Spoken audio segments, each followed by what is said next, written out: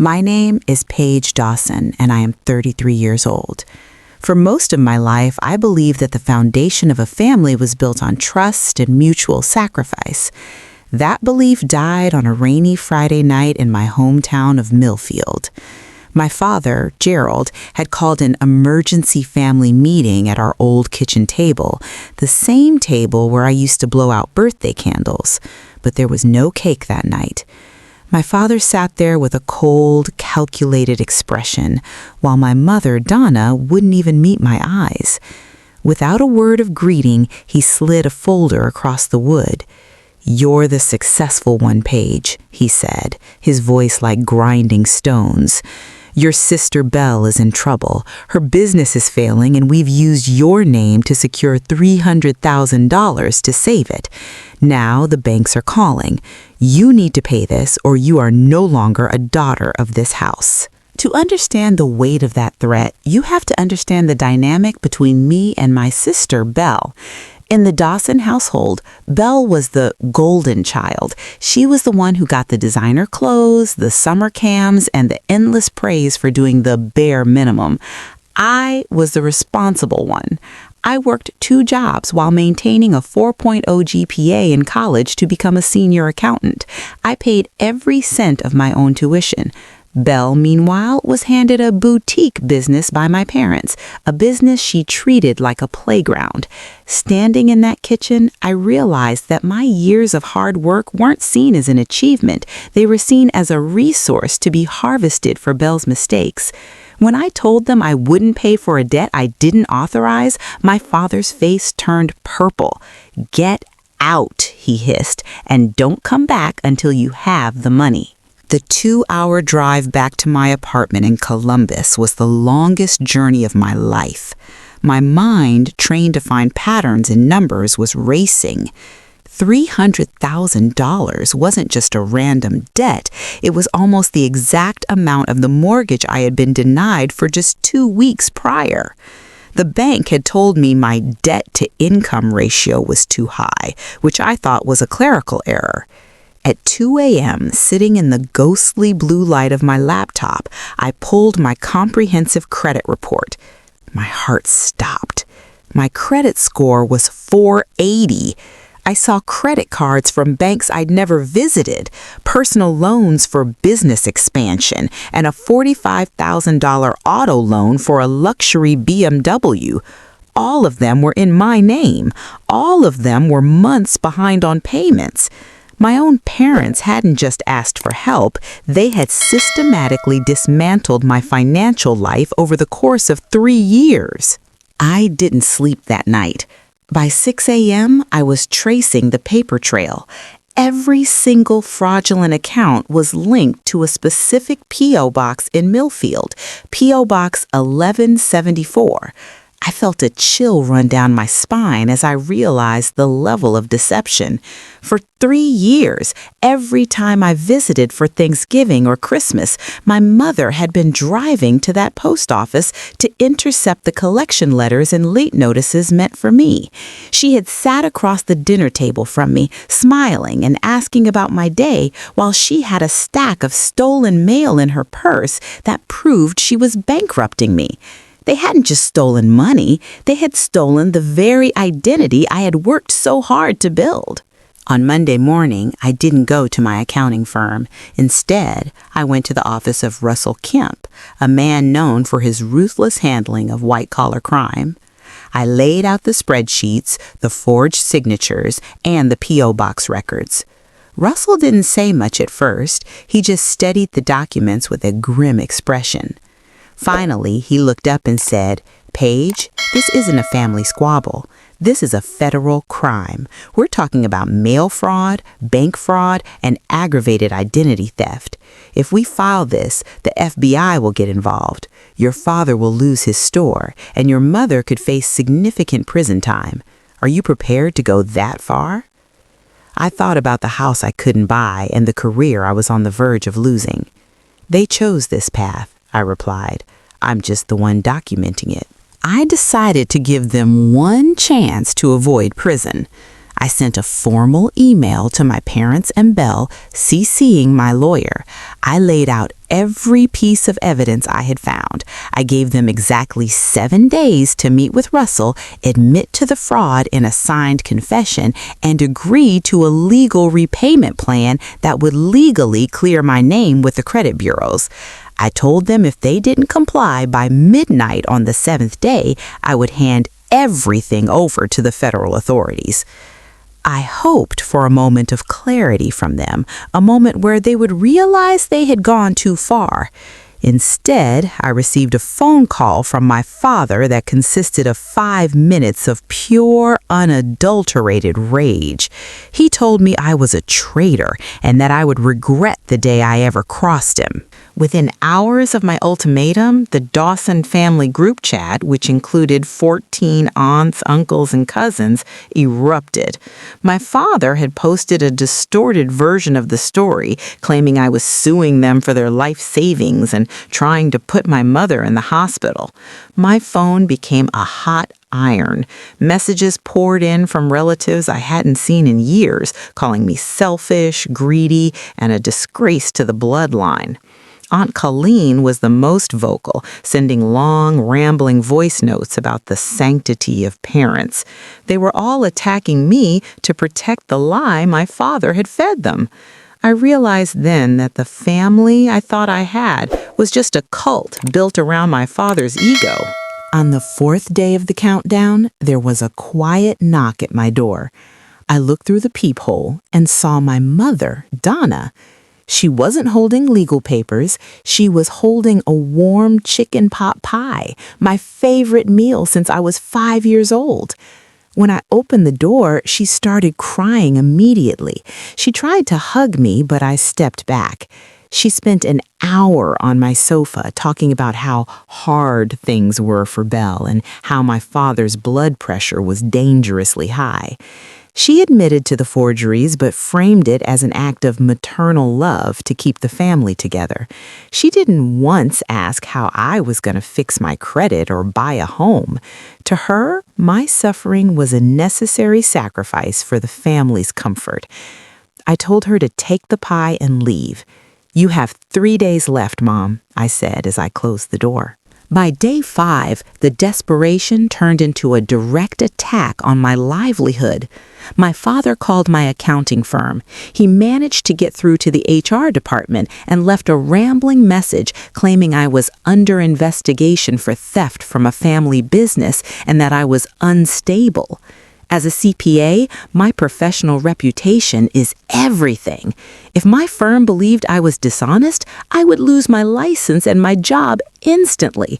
I had to spend the afternoon in a humiliating meeting with my bosses, showing them the credit reports and the legal filings to prove I was the victim, not the perpetrator.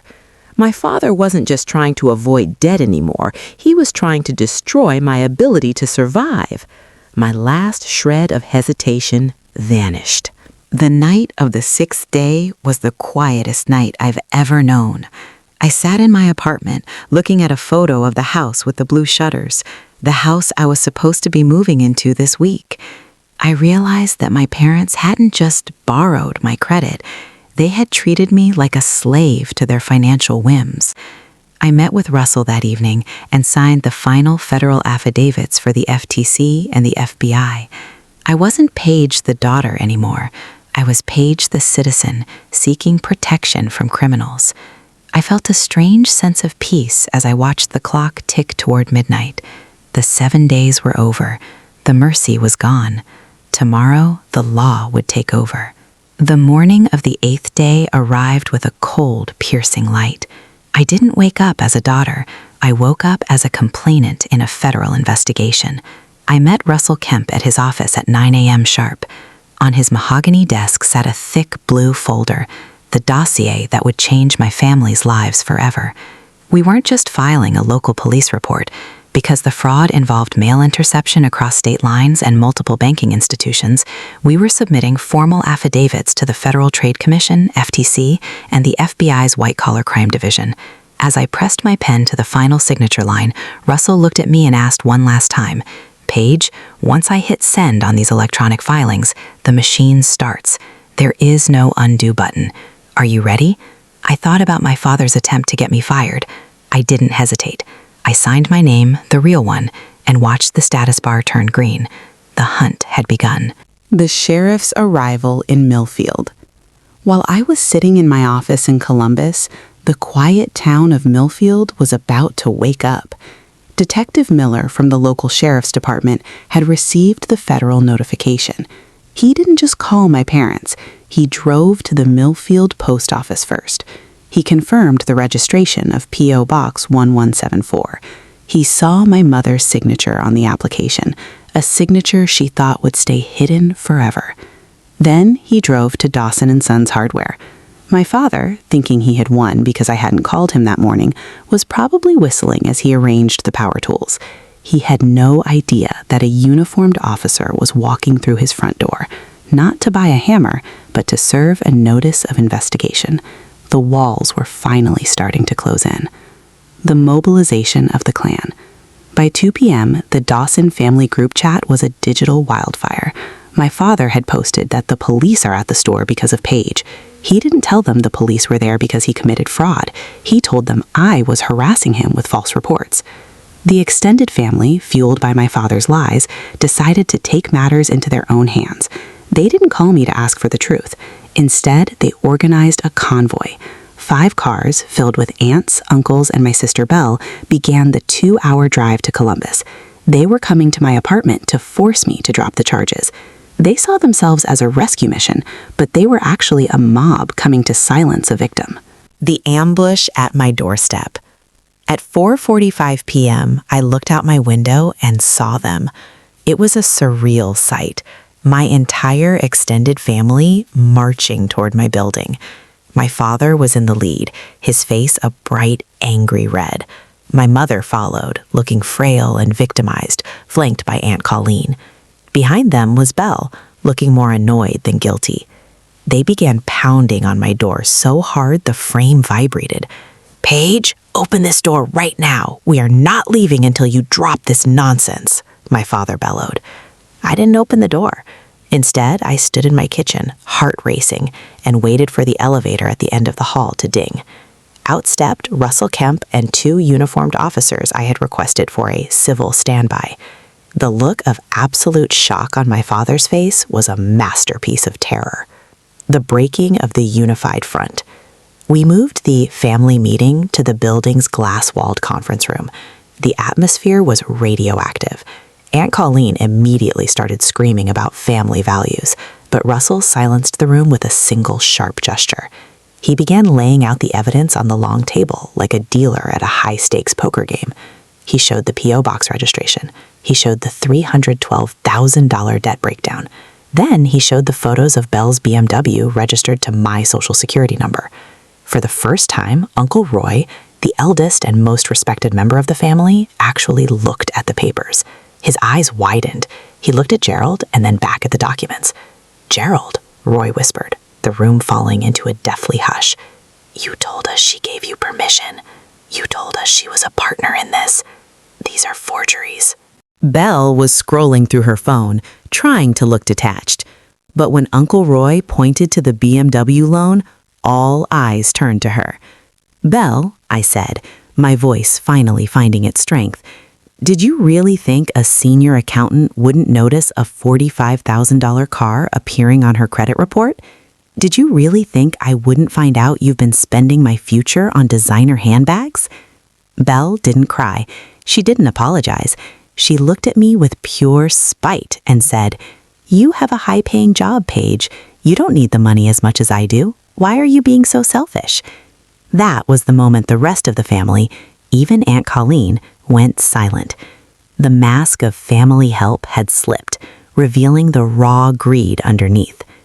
The legal reality sets in. Russell Kemp didn't let the emotion linger. He took over the room with the cold precision of a surgeon. "Let me be very clear," he told my parents. "The federal reports have been filed. The banks have already flagged these accounts as identity theft. The only question left is how much you cooperate. If you sign a full confession and a plan to liquidate your assets to pay back these loans, the prosecutor might consider leniency. If you keep lying, the FBI will be back here with handcuffs by Friday. My mother started sobbing, but my father just stared at the table, his ego finally collapsing under the weight of federal law. He realized that his successful daughter wasn't a resource anymore. She was his prosecutor. The defection of the relatives.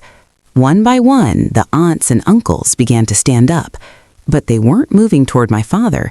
They were moving away from him. Uncle Roy was the first to speak. "Gerald, Donna, I'm ashamed of you.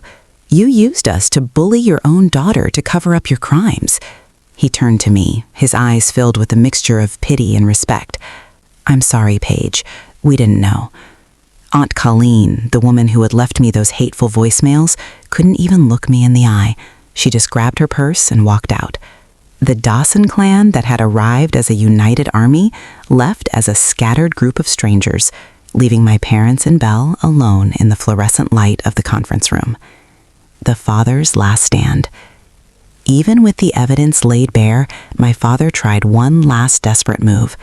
After everyone had left, he walked up to me, leaning in close so the officers couldn't hear. "You think you've won," he whispered. "I'll sell the store for $1 to a friend before I let you have a cent of it. I'll make sure there's nothing left to recover." I looked at him, not with anger, but with profound sadness. "Dad," I said, "the bank already has a lien on the store because of the loans you took in my name. You don't own it anymore. The bank does. And soon, the government will own your freedom." He backed away as if I had struck him. For the first time in my life, he looked small. The first night of freedom. When they finally left, I went back up to my apartment and locked the door. For the first time in 7 days, the phone didn't ring. There were no hateful messages, no group chat pings. I sat on my balcony and looked out at the city of Columbus.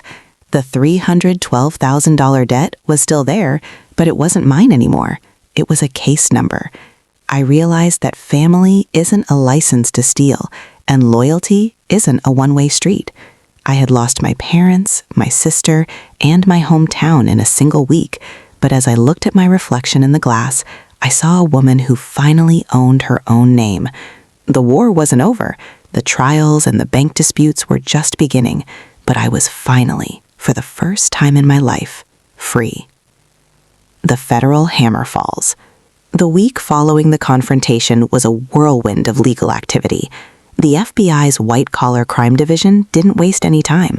Because my father had used the hardware store's business accounts to funnel the money stolen through my identity, they obtained a warrant to seize his business records.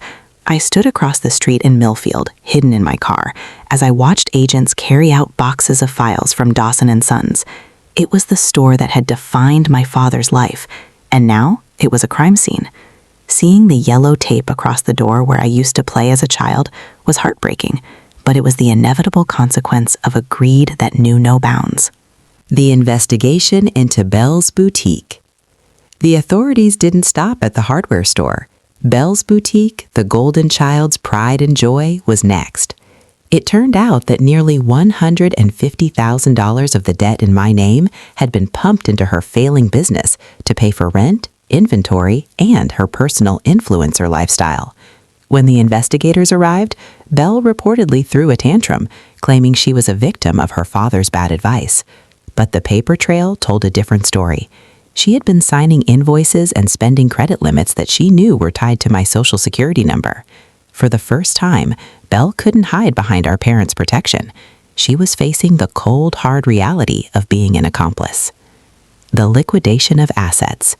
To mitigate their sentencing, my parents were forced to begin the liquidation process. The luxury BMW that Belle had been driving, the one that had cost me so many sleepless nights, was repossessed by the bank within 48 hours. Watching that white car being towed away was a symbolic moment of justice. But it didn't stop there. My parents had to put their own house up for sale to cover the legal fees and the restitution payments demanded by the banks. The very kitchen table where the ultimatum was delivered was sold at an estate auction. Everything they had built was crumbling, sacrificed to pay for the lies they had told. The most difficult day of my life was when I was called to testify before a grand jury. I had to sit in a room full of strangers and recount every detail of my parents' betrayal. I had to explain how my own mother forged my signature while I was visiting them for Christmas. I had to describe the phone calls where my father threatened my career. Looking at the evidence on the large screen, the side-by-side comparison of my real signature and the shaky, practiced forgeries made me realize how much effort they had put into stealing my life. The jury was silent, their faces filled with disbelief that a family could do this to their own. The plea deals and sentencing. By month 6, the weight of the evidence was too much for them to fight. Facing decades in federal prison, my parents accepted a plea deal. My mother, Donna, was sentenced to 3 years of house arrest and 5 years of probation, narrowly avoiding jail time due to her clean record and cooperation. My father, Gerald, wasn't so lucky. He was sentenced to 5 years in a federal correctional facility for bank fraud and aggravated identity theft. As the judge read the sentence, my father finally looked at me, but there was no rage left in his eyes, only the hollow realization that he had gambled his family and lost everything. The restoration of my name. While the legal battle was ending, my financial battle was just beginning. Armed with the federal police reports and the court's judgment, Russell Kemp and I began the grueling process of credit restoration. I spent hundreds of hours on the phone with fraud departments at major banks. One by one, the $312,000 in fraudulent debts were removed from my record. It was like watching a dark cloud slowly evaporate. Every time a collection account was deleted, I felt a physical weight lift off my shoulders. My credit score, which had bottomed out at 480, began to climb back toward the 700s. The no-contact boundary. In the aftermath, Belle tried to reach out. She sent me emails filled with excuses, claiming she was forced into the fraud, and asking if I could help her with her own mounting legal debts. I didn't reply. I realized that some bridges aren't just burned, they are nuked. I had to set a no-contact boundary for my own mental health. I blocked their numbers, changed my email, and moved to a secure building.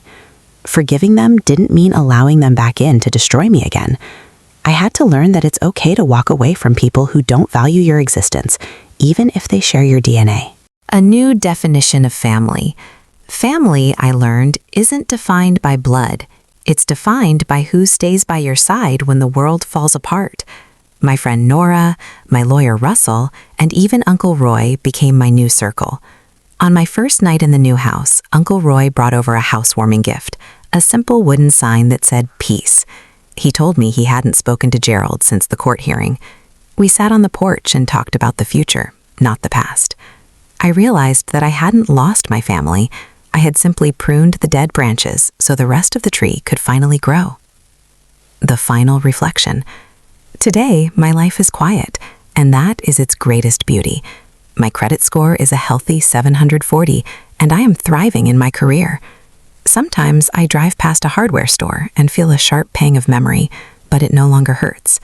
I am Paige Dawson, a woman who survived the ultimate betrayal and came out stronger on the other side. My name is no longer a tool for someone else's greed. It is my own. To anyone watching this, remember, your identity is yours, and no one, not even your parents, has the right to take it from you. The cost of standing up for yourself might be high, but the cost of staying silent is your soul.